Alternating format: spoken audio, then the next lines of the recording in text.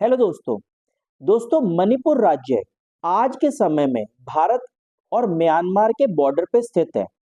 जूनागढ़, जम्मू कश्मीर और त्रैवंकोर की तरह बॉर्डर स्टेट होने की वजह से मणिपुर भी कहीं ना कहीं आजाद रहने को एक स्टेबल ऑप्शन मानता था। लेकिन आजादी से लगभग 4 दिन पहले यानी 11 अगस्त 1947 को मणिपुर के अंतिम महाराजा श्री बोध चंद्र सिंह ने भारत सरकार के साथ इंस्ट्रूमेंट ऑफ एक्सेशन साइन कर लिया, जिसके तहत उन्होंने एक्सटर्नल अफेयर्स, डिफेंस और कम्युनिकेशंस जैसे पोर्टफोलियो भारत सरकार को दे दिए।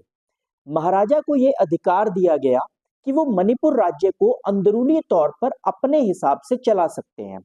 इसके लिए मणिपुर ने खुद अपना संविधान भी बना लिया। हालांकि इस संविधान को भारत सरकार ने मंजूरी नहीं दी। महाराजा का भारत सरकार के साथ इंस्ट्रूमेंट ऑफ एक्सेशन साइन करना मणिपुर के कुछ लोगों को पसंद नहीं आया। मणिपुर के लोगों की मांग को देखते हुए मणिपुर में जून 1948 में आजाद भारत के सबसे पहले इलेक्शंस हुए, जिसमें मणिपुर की विधानसभा यानी असेंबली चुनकर आई। इस तरह मणिपुर एक कॉन्स्टिट्यूशनल मोनार्की बन गया, यानी एक ऐसा राज्य जिसमें संविधान भी है और राजतंत्र यानी राजा भी है। चुनी हुई इस विधानसभा यानी लेजिस्लेटिव असेंबली दो धड़ों में डिवाइडेड थी। स्टेट कांग्रेस वाला धड़ा मणिपुर को भारत में मिलाना चाहता था, जबकि बाकी सभी पार्टीज मणिपुर के भारत में विलय के यानी मर्जर के पूरे तरीके से खिलाफ थी। पर भारत सरकार के दबाव के चलते महाराजा ने सितंबर 1949 में भारत सरकार के विलय या मर्जर के डॉक्यूमेंट्स को साइन करके मणिपुर को भारत का हिस्सा बना दिया।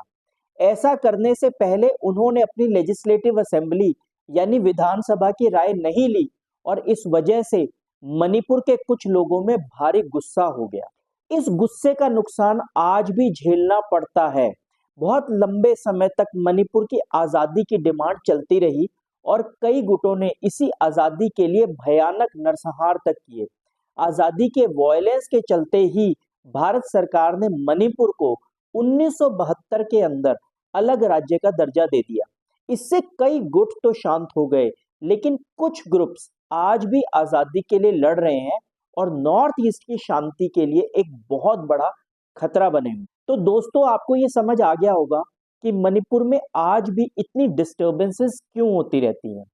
अगले वीडियो में हम रीऑर्गेनाइजेशन ऑफ स्टेट्स के ऊपर चर्चा करेंगे। Thank you.